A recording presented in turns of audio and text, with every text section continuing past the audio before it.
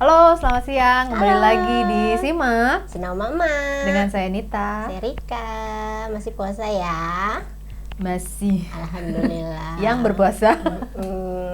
Dengan segala sisa tenaga di siang ini ya. Betul. Kita mau ngobrolin apa Di coba? di tengah-tengah bulan ini yang terasa lama-lama kok capek juga Capek ya. juga ya.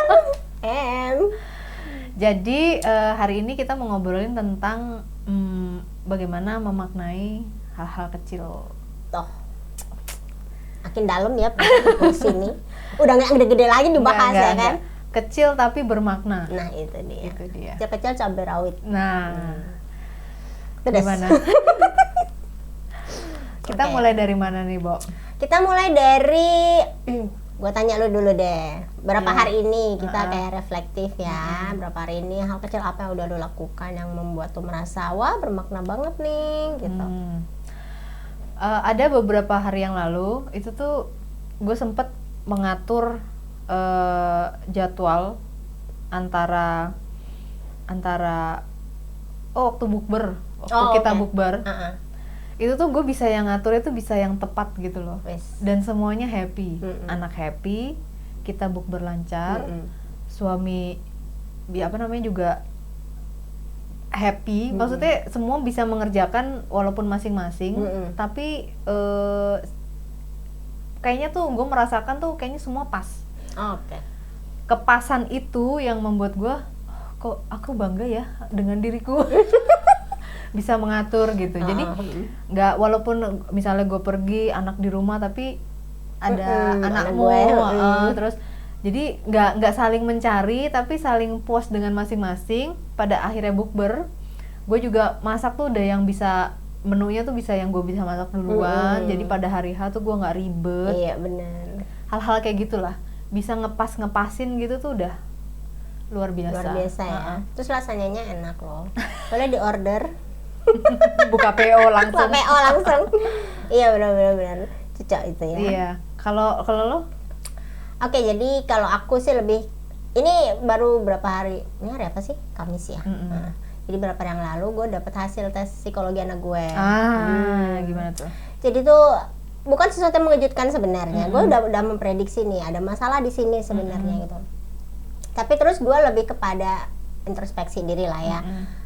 Kenapa ada situasi seperti ini? Kemudian gue lihat nih si anak gue sekarang.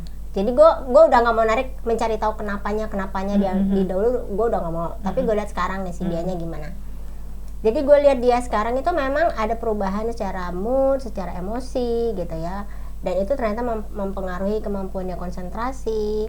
Dan yang memang ada salah satu masalah di persepsi. Jadi ketika aku komunikasi sama dia, itu sebabnya aku baru tuh kayak beberapa bulan terakhir ini cara komunikasiku tuh aku rubah. Itu karena hasil observasi lo yang kecil-kecil. Iya. Kita kan kalau mau sama anak tuh kayak ya udah kali apa yang gue pengen gue omongin, gue sampaikan gitu ya. Kita kadang nggak memperhatikan nih kondisinya anak lagi ngapain, dia sedang ngapain gitu. Mungkin kelihatannya kayak ya anak-anak biasalah kayak gitu mood gini-gini. Tapi ternyata lebih dari itu gitu. Setelah gue dalami, gue perhatikan nih anak kenapa ya kalau diajak ngomong dia kayak ngerti, tapi begitu udah diajak mengelaborasi apa yang dia pahami dia kok kayak aku bingung gitu. Ini masalahnya di mana? Ternyata dia punya masalah persepsi. Nah dari situ gue memang udah merubah nih. Jadi gue nggak bisa langsung kayak ngomong tuh panjang, tapi gue langsung bilang satu poin. Jadi gue breakdown. Dan hasil tes kemarin ternyata benar. Gue harus begitu komunikasinya gitu. Menurut gue, ya lah, ini hanya masalah ngomong sama anak loh. Sepele ya.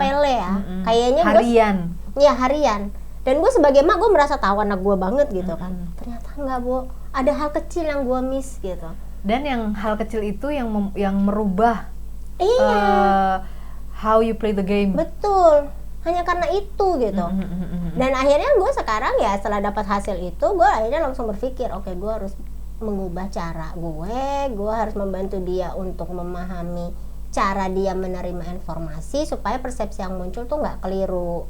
Dan ini memang kata psikolognya butuh intervensi beberapa bulan dan aku bilang oke, aku akan mencoba konsisten.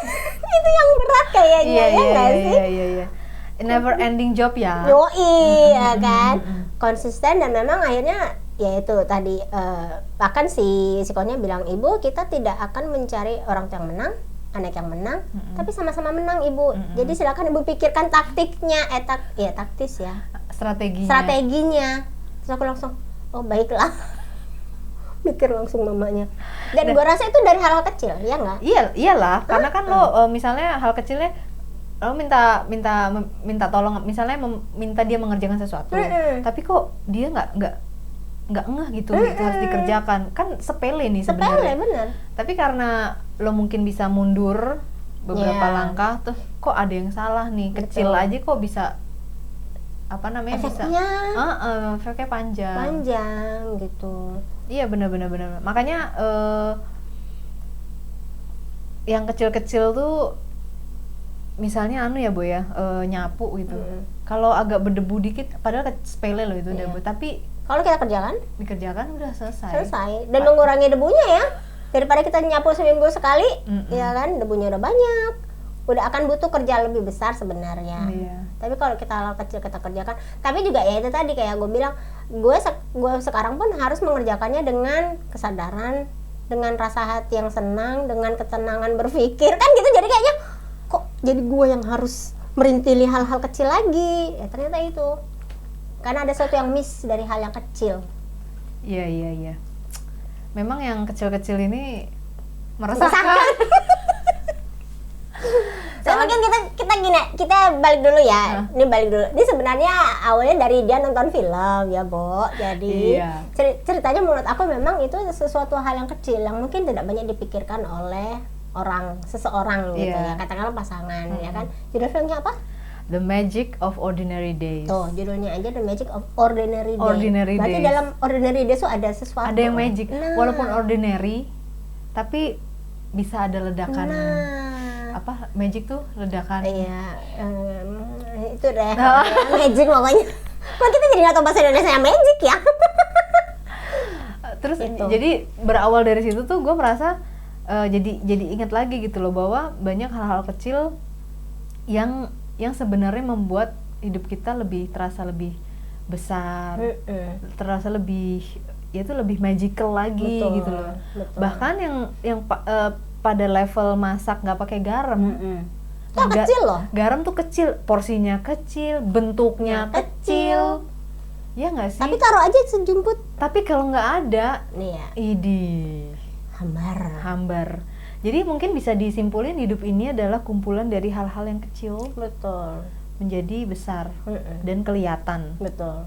Kalau misalnya kita makanya banyak orang di YouTube gue sering lihat ada orang tuh sarannya dia untuk anak muda, untuk orang pada umumnya itu dia bilang gini, semua itu berawal dari bagaimana kamu bisa kamarmu rapi atau tidak. Jadi dari ditarik lagi dari unit yang terkecil, rumah besar. Iya. Tapi apakah kamar lo jangan ngomongin rumah deh. Kamar lo aja dulu. Bener. Bisa nggak sih lo bertanggung jawab atas kamar lo, kerapiannya, kebersihannya, betul. Apa yang lo punya lo langsung bisa tahu ada di mana. Berarti kan lo nyimpennya pernah gitu, bukan pernah ever, tapi tepat nih tuh nyimpennya, lo tahu gitu. Karena itu barang lo. Nah, berarti kan dari yang kecil-kecil gitu bisa kelihatan karakter besar lo. Iya nggak sih? Benar. Jadi nggak memang yang kecil-kecil ini nggak bisa memang remeh, tapi nggak boleh diremehin ya, Bo. Betul. Nah itu tadi, ketika kita terlalu asik dengan gambaran besar, ya kalau di film itu kan gambarannya adalah seseorang yang kemudian dapat perlakuan kecil-kecil, tapi akhirnya dia merasa merasa penting. Merasa penting, kemudian dia merasa puas gitu ya, merasa diperhatikan. Nah, ya itu tadi aku juga akhirnya kayak yang aku alami dengan anakku, aku akhirnya jadi kayak melihat lagi nih hal-hal kecil apa nih yang aku miss gitu. Karena menurut gue dia normal, tumbuhnya normal ya kan menurut gue gitu. Karena orang tua pasti pengennya anaknya normal. Betul. Jadi begitu ngelihat gambaran detail tentang dia, gue langsung profilnya gue langsung bilang gila ya, gue ada satu yang miss gitu. Padahal menurut gue dia baik-baik aja. Nah, berarti kan memang ada fase-fase di dalam kehidupan kita pun yang kadang-kadang kita harus perhatikan nih. Misalnya kita sebagai diri pun ya, gue kemarin dapat tulisan tuh bagus bahwa membesarkan anak itu bukan tentang anak, tapi tentang diri kita. Iya. Iya kan? Setuju. Jadi justru yang harus berkembang tuh diri kita dulu. Betul. Sebagai orang tua. Jadi kita ke anak itu justru lebih natural gitu. Betul. Bukan yang ngajarin, tapi lead by example. Nah, misalnya gitu kan salah satunya. Atau kemudian ya itu tadi apapun yang kita lakukan dengan kesadaran, sehingga anak-anak juga melihat, oh iya ini sesuatu yang memang tidak apa istilahnya fake. Nah, benar. Nah, itu gue tadi juga mau ngomong, ketika lo tumbuh bersama dengan anak, itu lo nggak harus mencoba menjaga perilaku lo gitu. Iya, betul banget. Jadi malah justru mempermudah hidup sebenarnya. Iya. Jadi lo udah aja gitu ngejalanin. Ntar kan anak misalnya lihat terus nanya, mami kok gitu. Bla A B C D, kan kita jawabnya enak. Karena aku begini begitu sama itu sebenarnya lebih mempermudah hidup sih. Walaupun hariannya memang kadang-kadang kita bosen, capek ya Bo ya. Tapi benar. Dan itu tadi ketika kita memperhatikan hal-hal kecil, bahkan dengan kalau tadi lo bicara rumah besar, kamar kecil, berarti kan yang harus kita lihat kamarnya dulu. Nah sekarang kalau kita lihat keluarga tuh besar, tapi unit terkecilnya siapa? Diri kita kan? Iya, betul. Berarti kita lihat dulu diri kita nih, hal kecil apa nih yang paling yang kita harus beresin? Harus beresin gitu. Misalnya kuku kuning kotor, bersihkan. Gigi berkarat, bersihkan. Mata kuning, belekan. Kok kejorok gitu? Iya. Tapi intinya self awareness kita dengan diri kita juga sangat penting. Presentable di depan anak. Nah, iya, kayaknya benar. Kayak misalnya, terus gue ingat lu dandan gitu kan? Iya, aku lagi belajar ya. Ya lanjut. Ya kayak misalnya lu bilang tadi apa namanya gigi berkarang, terus mata belekan. Kan orang juga ngeliat ini orang niat nggak sih hidup ya nggak sih, Bo? Lo merhatiin gak sih diri lo gitu? Iya. Kalau ketika kita merhatiin diri kita sendiri, orang lain tuh ngeliat, loh kok ternyata memang ya kalau gigi nggak berkarang itu bagus, dilihatnya enak, mata nggak belekan seger, enak juga. Jadi kita mungkin dideketin anak juga anak mau mendekat gitu. Iya nggak sih? Dicium, enak baunya. Jadi sebenarnya nggak ada alasan untuk mama lu nggak sempet bersihin muka, nggak sempet mandi. Bisa aja ya sebenarnya ya kan? Bangun tidur, kalau yang muslim mungkin udah wudu ya udah sekalian bersihin mukanya. Iya kan? Iya. Jadi di depan anak tuh kita udah yang walaupun belum mandi nggak masalah lah ya, tapi setidaknya ada yang bisa kita gunakan untuk pencerahan.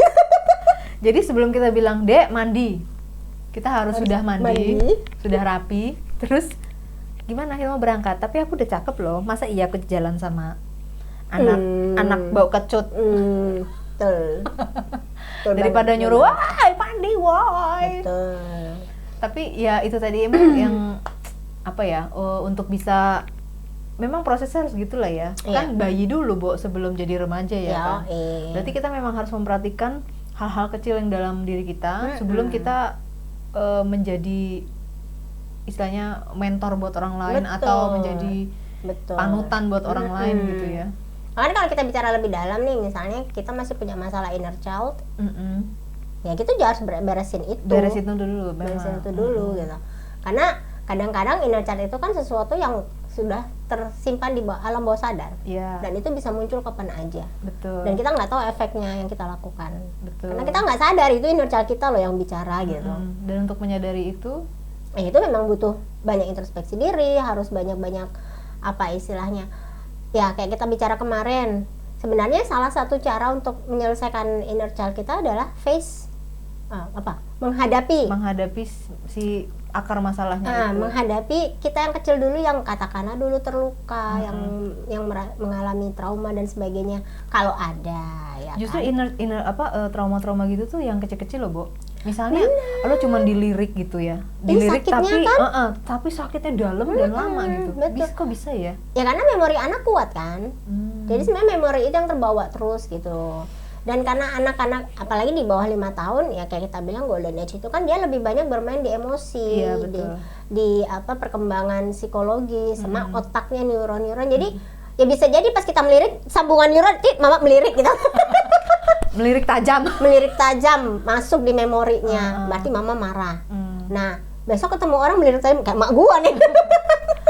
Iya, itu hal kecil loh dari pertumbuhan neuron gitu kan, perilaku kita yang bahasa tubuhnya dibaca. Nah kadang-kadang kan memang itu tadi, kita harus berani face dulu menghadapi si inner child kita yang bermasalah ini. Tahap keduanya sudah kita menghadapi, kita harus terima. Oh iya memang dulu aku itu terluka. Terus katakan kepada inner childmu, maafin aku ya. Aku udah maafin kamu, kamu maafin aku juga ya. Kita selesai, sekarang aku udah besar gitu. Artinya bukan kita melepaskan dia, enggak. Tapi kita bicara kemarin soal maaf. Kalau udah maaf tuh kan ada rasa apa? Lega. Gitu. Ya, betul. Apa yang, tapi kesadaran untuk kesadaran bahwa yang kecil ini yang membuat kita besar, itu kadang-kadang juga gimana cara menyadarinya gitu loh, Bu. Bahwa yang kecil ini, jadi kadang orang gini, kadang kita nggak tahu kok gue tiba-tiba marah-marah mulu ya. Iya nggak sih? Bener. Jadi kadang orang suka, mungkin orang bertanya tapi nggak mau cari solusinya gitu. Gue lagi marah-marah nih, gue lagi hati gue tuh ternyata cuman nggak keturutan dari misalnya pasangan, kita nggak dapat senyum dari pasangan gitu. Kan sepele banget ya. Bener. Tapi kan efeknya tuh bisa yang panjang gitu. Betul. Kita jadi marah-marah sama anak juga ikut marah-marah padahal cuma nggak dapat senyum doang. Kayaknya menyakitkan ya. Jadi yang bentuk senyum ini adalah hal kecil yang kita butuhkan. Hal kecil dari sesuatu yang besar, bahwa senyum itu adalah pasangan kita mungkin happy. Nah kalau nggak senyum berarti nggak happy. Betul. Jadi hal kecil ini sebenarnya manifestasi dari sesuatu yang lebih besar. Betul. Ya, arahnya ke sana. Makanya kadang misalnya dia bilang, kok lu nggak pernah senyum sih? Jadi kadang orang nggak menyadari bahwa senyum itu tuh bisa memberi efek yang lebih memberi energi pada orang lain. Kadang dia nggak menyadari gitu loh, kalau dengan cuman kecil senyum gitu bisa membuat lebih enak gitu suasana apa segala macam. Karena energinya yang positif dari senyuman kita gitu. Tapi senyum ikhlas ya, bukan senyum sinis. Bukan gitu. Senyum sambil melirik gitu kan. Ya, tapi kan itu tadi, itu sebenarnya salah satu persepsi ya. Nah, gue jadi ingat nih, anak gue tuh memang kan masalahnya di persepsi ya. Jadi dalam persepsinya dia, ini salah satu contoh aja kemarin aku diskusi sama psikolog. Jadi persepsi yang ada di pikiran dia, misalnya nih dia sahabatan sama anak lo kan. Anak gue sahabatan sama dia. Dia sangat kenal anak lo. Anak lo sangat kenal anak gue, gitu kan. Mereka bestie. Jadi apa-apa tuh kayaknya karakter, bahasa tubuh semua tuh udah hafal lah mereka berdua. Itu yang tertanam di benaknya anak gue. Dan begitu dia ketemu orang baru, ada respon yang tidak sesuai, yang tidak sama dengan si sohib gue ini. Dia tuh kayak, kok bingung. Jadi dia merasa tersinggung terus kayak, kok aku digituin? Aku kan nggak bermaksud. Nah gitu. Dan itu ternyata mengganggu. Hal kecil loh ya, ya kan? Kayak waktu itu dia ada bentuknya lagi. Makanya. Ya bentuknya perilaku itu sih. Perilaku. Cuma gara-gara temennya ngomong apa, dia tersinggung. Karena dia merasa temennya yang baik ini tidak pernah. Jadi persepsi dia teman baik itu ya begini.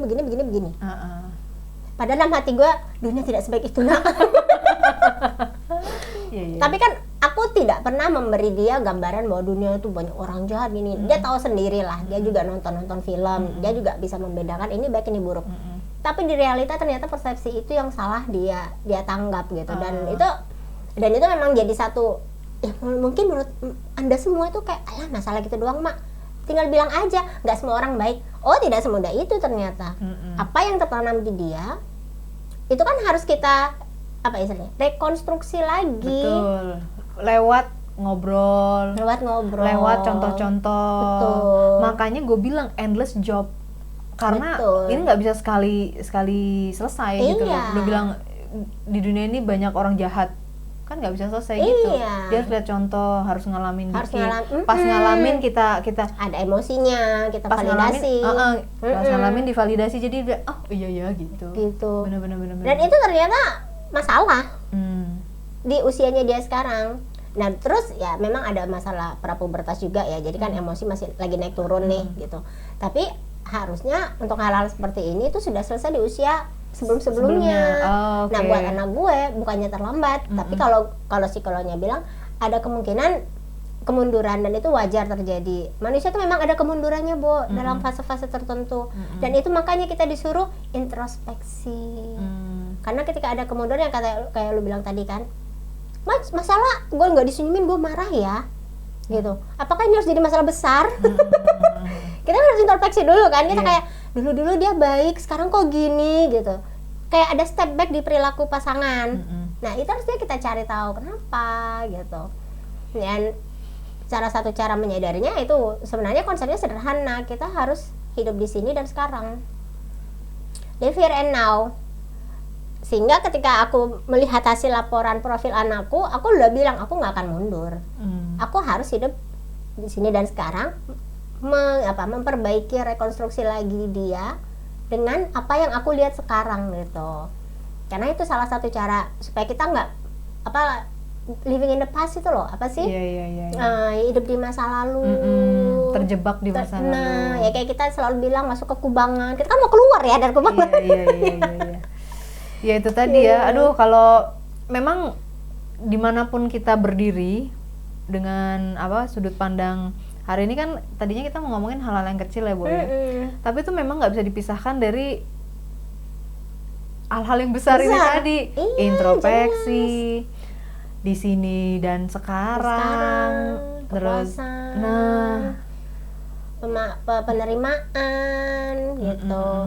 Dan itu semuanya tertuju kepada kita loh, kepada kita sebagai individu. Artinya apa? Kita adalah satu unit terkecil dari diri kita sendiri gitu. Pikiran kita, hati kita, makanya butuh meditasi itu penting ya. Betul. Efeknya bagus banget sih memang. Efeknya bagus banget kan. Apalagi di usia kita tuh kayaknya, banyak banget yang mau direngsingin ya nggak sih? Memang masalah nggak selesai begitu aja sih. Cuman gue ngadepin masalah tuh udah lebih tenang, lebih nggak terlalu dipusingin oleh itu tadi monyet-monyet yang bilang aduh jauh, aduh panas, aduh ribet. Betul. Itu udah berkurang, sangat berkurang. Jadi ada masalah nih, gue langsung langsung udah kerjain dan nggak ada monyet-monyet itu lagi. Monyet itu emang.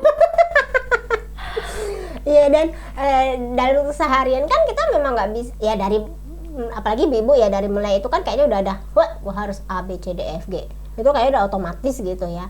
Tapi mengerjakan A B C D-nya ini loh harus dengan kesadaran sebenarnya, bukan karena gila ya gue capek hari ini terus akhirnya petang gitu. Nggak ada yang beres, nggak ada yang menyenangkan.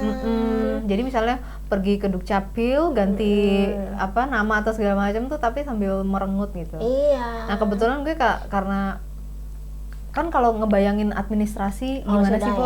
Ya Bo ya langsung. Tapi kemarin itu tadi gue ada kepuasan, gue mengurus administrasi karena ada nama yang nggak match. Itu karena nggak ada monyet-monyet itu tadi, gue langsung berangkat, gue well prepared sampai sana. Justru well prepared gue ini nggak dipakai, tapi gue sampai sana ternyata cuma 5 menit. Jadi kalau nggak beneran monyet-monyet itu emang bener sih, monyet emang. Tapi kita harus berterima kasih ya, birokrasi sekarang sangat dipermudah.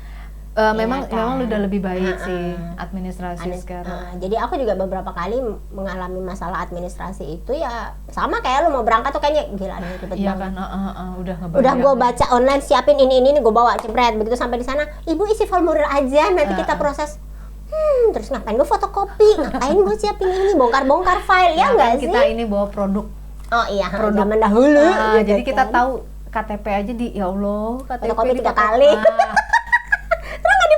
Nah itu katanya mah KTP ya Bo, KTP lah suruh fotokopi lagi, gimana sih? Ini loh hal-hal kecil begini loh. Ini kan akhirnya bahkan di level negara pun hal-hal kecil itu bukan hal kecil itu diperhatikan. Nah, ya kan? Supaya hal-hal yang mengganggu besar-besar ini efektif loh. Tadi benar. Jadi nggak masuk ke meja satu nunggu masuk ke meja lain. Jadi ada dua penanganan tentang hal kecil. Betul. Hal-hal kecil diamati, diapresiasi. Betul. Hal-hal kecil diamati, dipangkas. Untuk lebih efektif. Betul.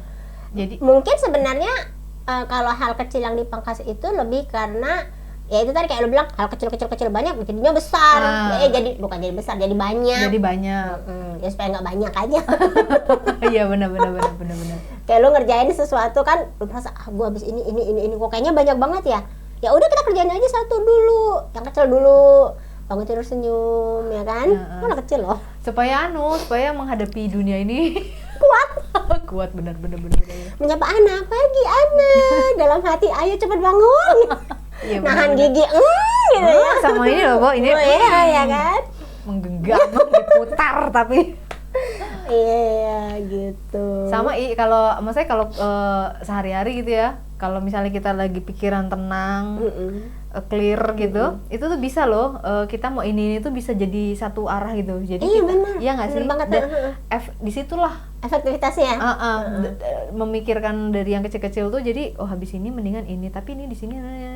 Betul. Jadi akhirnya bahkan rute pun kita pikirin kan rute. Ya nggak sih? Kayaknya di awal tuh ribet ya. Gila ya, gue harus kesini. Tapi kalau kita mikirin rute, oke, kita jalani dulu satu. Ini paling dekat nih kesini nih ya kan. Habis itu kita kesini gitu. Selesai juga, Bu. Selesai. Iya. Benar. Daripada dipikirin ya. Yoi, bener banget sih. Dipikirin kemudian kita langsung merasa itu sebagai beban, ya udah, jadilah itu beban sebenarnya. Tapi kalau kita lebih menjalani, ya itu tadi hidup here and now aja. Udah bangun pagi ini kita mau ngapain, jam berapa. Ya ternyata kunci sukses itu disiplin juga sih salah satunya. Sukses menjalani hal-hal sehari-hari itu juga ya disiplin. Iya, disiplin dengan hal-hal kecil ini tadi. Betul. Jadi karena kita adalah bangunan dari yang kecil-kecil, bangunan besar dari yang kecil-kecil. Nah kalau kecil-kecilnya diberesin, bangunan itu tetap berdiri dengan kokoh. Iya. Merdeka. Bahkan rumah kan yang unit terkecilnya ya kan semen, pasir sama bata. Iya kan. Digabung jadi satu. Itu. Tapi kalau nggak ada batanya, nggak ada, iya. Dikurangi semennya, aduh. Betul. Nah tapi kenapa ketika masa anak-anak kok mereka selalu mikirnya grande, sesuatu yang besar dulu, gitu. Ya itu tadi karena secara kemampuan berpikirnya juga mereka kan masih melihat gambaran besarnya. Belum kepentok juga. Terus dari secara emosi juga mereka masih yang meledak-ledak. Nah itu tugas emak itu memang, ya kan? Iya. Meluruskan gitu. Aku nih banyak PR, aku mau jangan yang mana dulu, aku pusing, ya udah. Yang tarik nafas kita. Ember. Bukan dia yang tarik nafas. Karena belum punya kesadaran itu ya kan. Yang tarik nafas kita. Jadi kita mari kita kerjain yang ini dulu. Ya Allah, kerjaan kita banyak ya, Bo ya. Iya. Aduh, kenapa sih harus ujian? Kenapa sih kita nggak libur? Terus sekolah lain libur loh. Terus dalam hati gue, ya udah setiap sekolah kan beda. Ini ya, beda aturan. Kamu hari ini pelajarannya apa? Ini. Ya udah kerjakan itu dulu. Besok baru libur. Bener. Iya, kita nggak, padahal sepele ya. Iya. Cuman nge-breakdown aja supaya di otaknya tuh nyangkut. Oh iya ya, cuman ini gitu loh. Bener. Karena kalau nggak gitu tuh mereka kayak rush ya kan. Padahal dunia ras ini udah mengacaukan semuanya. Tugas manajer kan juga gitu kan? Iya. Tugas manajer dia membawahi puluhan karyawannya datang dia semua dengan semua masalah. Harus punya kemampuan. Iya. Tenang dan yang berpikir dengan strategis gitu ya. Oke, marketing, oke ini gitu. Nah, berarti kita juga sebagai ibu yang manajer. Ibu itu ya manajer kan? Manajer, Gitu. Makanya bahkan di bulan puasa ini sebenarnya kita banyak disibukin permintaan berbuka dan sahur, takjil ya kan? Mami aku mau ini, yang satu mau itu, yang satu mau ini, ya nggak sih? Karena lapar mata. Coba kalau kita nggak menahan diri, itu yang ada kita marah duluan ya kan? Ini mak sendiri di dapur kagak ada yang bantu, lu permintaannya beda semua. Lu kira ini restoran? Makanya. Ini kalau kita breakdown, oke, yang mana dulu? Yang available ini. Kita gunakan yang ini dulu. Punyamu bisa besok mami beliin gitu. Berangkat dari yang ada, iya. Baru kita olah itu. Jangan berangkat dari yang nggak ada. Itu namanya usahain diri sih ya kan. Betul. Harus nyari, belanja dan sebagainya. Jadi itu. Dan ya ternyata kan kalau kita punya kesadaran dengan hal-hal kecil kayak lo bilang tadi, kita jadi tidak lebih tenang, tidak kemerungsung. Apa ya kemerungsung apa? Ke susu, ke paha. Enggak. Woi, puasa woi. Enggak gini. Kalau kita ngurusin yang kecil-kecil, otomatis yang besar akan terbangun dengan sendirinya. Iya, benar. Percaya nggak? Tapi kalau kita pikiran yang besar-besar, apa yang kecil-kecil ini terlewat, justru bisa merobohkan pondasi yang besar-besar ini. Seperti misalnya kita tinggal di rumah, anak misalnya udah punya kamar sendiri, mereka nggak bisa olah kamar, langsung pikirnya pengen ngekos, tapi kamarnya nggak bisa dia olah. Iya itu, setuju. Iya kan? Kamarnya unit terkecilnya dia di kamar itu nggak bisa diolah, jangan mikir ngekos. Jangan berpikir hidup sendiri kalau kamu di kamar ini belum rapi, belum bersih, kamu nggak tahu basic jangan punya istilahnya punya ruang space gitu. Jangan berpikir untuk bisa hidup sendiri, ya nggak sih? Betul. Jadi ya berangkat dari hal kecil, kalau yang besar akan bisa tumbuh beres. Benar.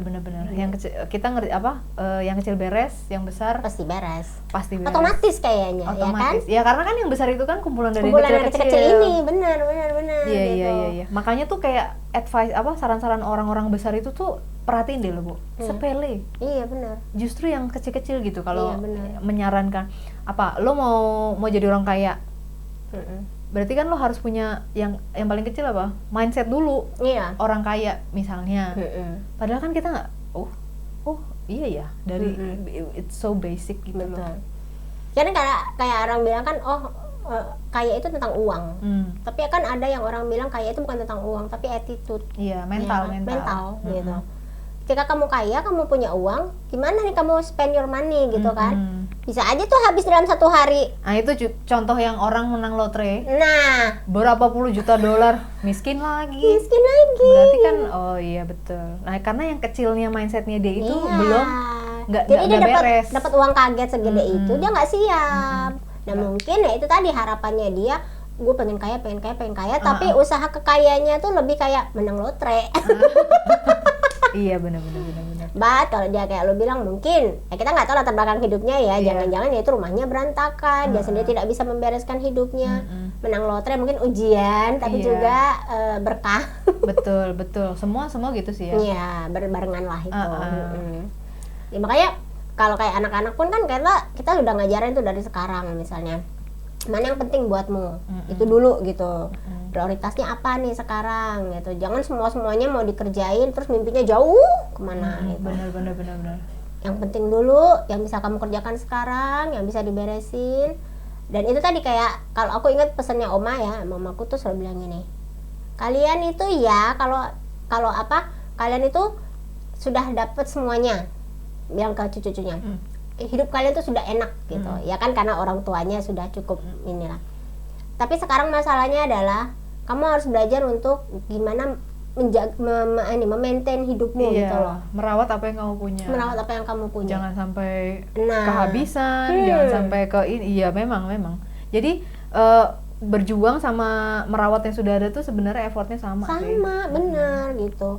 Jadi itu tadi masalah, misalnya ponakan tuh ada uang 2.000 tuh kayak cuma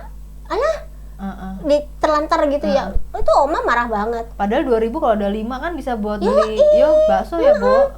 Akhirnya apa, kalau aku dan anakku masuk ke kamar ponakanku gitu, ataupun bahkan Oma gitu ya, kita kan gemes ya lihat kamarnya, aduh ini kamar gadis gitu ya, kayaknya udah dikasih nasihat, tapi itu tadi memang butuh waktu lah, nggak bisa ini. Terus ngeliat ada 2.000 kumpulin beneran, Bu, jadi 10.000. Akhirnya dia juga nggak ingat ada uang itu, akhirnya ditegur kan, kamu tuh hanya tinggal merawat loh, dikasih uang yang mau dirapikan, di mana disimpan baik-baik. Ini 2.000 nih usahanya, bukan soal kecil. Iya, itu dia. Kalau kita pikirin kalau dikumpulin jadi 10.000, iya, kan lo bisa buat beli makan 1 kali. Yoi. Bener. Gitu. Ya itu butuh kesadarannya dia sih. Nah iya. Ya, itu tugas kamu ya. Memang akhirnya makin besar makin susah loh kalau udah terlambat. Iya, karena rekonstruksinya itu makin berat. Udah ketumpuk sama yang lain, udah punya pandangan yang lain lagi. Betul. Untuk ngorek-ngoreknya emang butuh energi memang. Dan itu tadi kayak gue bilang, anak-anak sekarang itu kan pikirannya grande. gue mau ke sana, gue mau gini, mau gini, begini. Tapi hal kecil aja dia belum settle, belum siap gitu. Makanya anak-anak gue juga bilang gitu, kalian mau jadi apa aja bisa, tapi tolong diberesin kamarnya, tolong nih dikerjakan yang tugas sehari-hari. Itu tugas sehari-hari tuh penting. Nanti kalau kalian kebiasaan, kalian mau kos, mau tinggal di mana, mau ngapain, udah kayak otomatis gitu kan. Udah beres. Kita sebagai orang tua juga kita nggak khawatir gitu. Nggak khawatir ya kan. Anak nggak bisa masak, ya kan. GoFood. Nggak tahu gizi yang baik. Nah. Karena ternyata balik lagi ke masalah stunting ya, Bu. Iya. Stunting itu tidak serta-merta terjadi cuman pada anak. Jadi kesiapan si ibu. Betul. Sebelum dia keseimbangan nutrisi si ibu itu mempengaruhi janin. Jadi kalau misalnya kita tumbuh kembang pas dewasa makannya benar beres, mudah-mudahan anaknya juga beres. Bisa beres gitu. Tapi kalau kita nggak kan dari hal kecil yang kita biasakan dari kecil, sebenarnya itu kan. Hal kecil dibiasakan dari kecil. Nah, good. Jangan lupa ya, hal kecil dibiasakan dari kecil. Benar-benar. Gitu. Karena kalau sudah umur-umur segini tuh, ya yang bisa kita lakukan adalah begini deh. Sambil ngobrol, sambil dikorek-korek, terus introspeksi, mudah-mudahan sih nyangkut ya. Dan yang udah kejadian ya udah mau diapain lagi gitu. Kita memang hanya biasa ya udah gimana caranya kayak lo bilang rekonstruksi lagi, tapi itu kan butuh waktu. Kayak gue ke anak gue juga harus rekonstruksi lagi, butuh waktu. Tapi itu tadi, bahkan ketika aku sempat ngomong sama psikolognya, wah ini saya dapat PR ya Bu gitu kan. Tapi Bu, nah ini senengnya kalau ke psikolog nih, dia tuh melihatnya seimbang. Ada sisi yang kurang, ada sisi positifnya. Jadi begitu ditarik ke sisi positifnya, dia bilang ini, anak ibu itu punya motivasi dan inisiatif yang tinggi. Berarti sebenarnya dia bisa berubah. Oke, ya. Ibu fokus ke situ, caranya aja ibu cari. Gimana sih? Kayaknya gue datang ke psikolog, anu udah mencari solusi deh. Cuman karena sifatnya personal ya, Bo. Iya. Jadi kan dia juga nggak bisa fix caranya masih begini gitu. Individual sekali kan. Nah, makanya yang paling tahu kan anak ibu. Jadi ibu cari caranya. Ya tadi gue pikir iya nih, gue balik ke hal-hal kecil lagi nih. Beneran, Bo. Gue kasih bocoran salah satunya ya. Dia cuma disuruh belajar matching. Matching objek. Membedakan benda kecil dan besar. Sesederhana itu. Persepsi, karena masalahnya di persepsi. Jadi benda kecil sama benda kecil. Oh, apa gimana? Misalnya kucing. Ada beberapa kucing di grouping, klasifikasi. Atau kayak permainan game, matching gambar yang sama, gitu. Atau membedakan benda kecil dan besar, tapi jangan signifikan. Ukurannya kalau bisa makin bervariasi. Sesederhana itu. Pantesan tugas-tugas anak SD itu kadang suka begini loh, Bu. Iya nggak sih? Dari matching. Ini kata-katanya, ini menggambarkan orangnya, terus begini, begitu. Ya Allah, sepele ya. Tapi kan? Efeknya tuh kalau nggak dikerjain, kalau nggak dapet, betul. Bisa, dan ternyata itu ya mempengaruhi kemampuan dia baca, tulis, dan mengingat. Bahkan efek bayi yang tidak merangkak. Itu. Lututnya nggak kuat, berdirinya nggak kokoh. Betul, sering jatuh. Gitu-gitu. Keseimbangannya buruk, bener banget. Kan hal kecil ya. Kecil banget. Tapi harus dilewati. Gitu. Makanya ketika kita pun melihat ada sesuatu yang tidak sesuai, kadang kita miss hal kecil yang tidak sesuai loh. Kita kayaknya cuma curiga doang, terus kita abaikan, begitu doang. Padahal jangan-jangan yang begitu doang itu penting loh nantinya. Yang merubah semuanya. Nah, jadi kesimpulannya adalah ketika lo merasa ada yang tidak beres dengan diri lo terutama, betul. Itu lo coba cari, nggak usah yang besar-besar. Betul. Coba cari yang paling kecil, yang apa yang kurang, yang belum dilewati, belum terpenuhi. Coba dicari yang kecil-kecil ya guys ya. Betul. Kayak YouTuber sih ya guys ya. Yuk bisa yuk. Semangat yuk. Oke deh, aduh, hampir 40 menit. Baiklah, jadi kesimpulannya itu tadi. Belajar hal kecil dari kecil. Terus tadi apa yang terakhir gua? Barusan apa ya? Boleh di-rewind lagi deh. Di playback lagi ya. Jadi begitulah untuk hari ini, semoga bermanfaat. Ini dari kecil loh ini, di ruangan yang kecil. Iya, ya kan? Kita melakukannya juga dengan durasi yang pendek. Durasi pendek. Ruangnya kecil. Ruangan kecil. Orangnya kecil. Baiklah, sampai ketemu lagi minggu depan. Jangan lupa like, subscribe. See Betul, you next betul. week. Bye. Bye.